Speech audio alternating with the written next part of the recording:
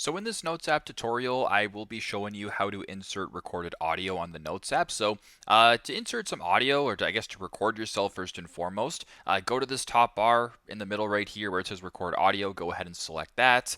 Then on the right hand side of your screen, you can sort of bring the audio tab up. So if you want to record audio, go to the bottom, press the red button. This is recorded audio. If that looks good, you can go ahead and play it.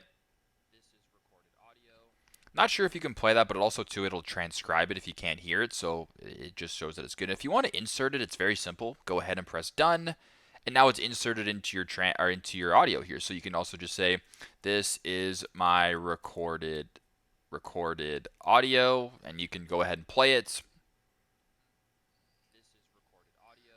Once again, not sure if you can hear that, but you can also skip it 15 seconds, go back 15 seconds, and if you want to delete it completely, you can press on it, press delete, and it'll be deleted that way. So very simple, but that is how to insert recorded audio on the Notes app. Thanks again for watching, and hope this helps.